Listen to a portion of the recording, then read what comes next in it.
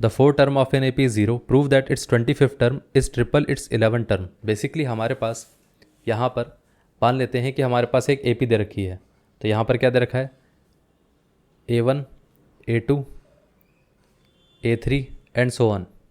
इस तरीके से हमारे पास एक ए पी दे रखी है। अब कहा गया है कि उसकी अगर फोर्थ टर्म की वैल्यू 0 है तो हमें क्या प्रूव करना है, तो हमें प्रूव करना है to prove that its 11 term is 11th नहीं 25th term, its 25th term is 3 times the 11 term. इतना क्लियर है, ये प्रूव करना है और ये हमें गिवन है, इतना क्लियर है। अब एक काम करते हैं, अगर हम गिवन क्वांटिटी से देखें तो ए फोर्थ अगर हमारे पास 0 है तो इसका मतलब ये कितना आ जाएगा, a प्लस 3 इंटू डी, क्योंकि फोर्थ टर्म क्या रहेगा 4 - 1 इंटू डी।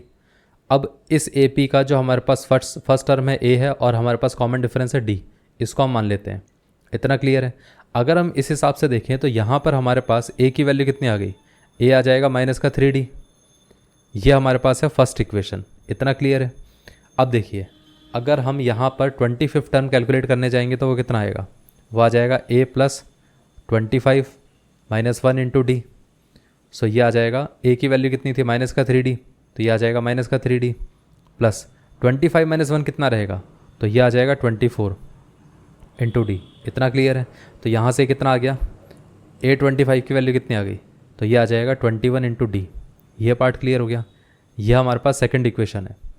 इसी तरीके से अगर हम यहाँ पर 11 टर्म को कैलकुलेट करने जाएंगे तो कितना आएगा, यह आ जाएगा a प्लस 11 - 1 इंटू डी, और यहाँ से a की वैल्यू कितनी है, वो है -3d प्लस 11 - 1 कितना हो गया, 10 हो गया, तो यहाँ पर 10d। अब -3 + 10 कितना रहेगा, तो ये आ जाएगा +7 इंटू डी, तो ये है 11 टर्म। इतना क्लियर है। तो ये हमारे पास इक्वेशन क्या होगी, थर्ड इक्वेशन।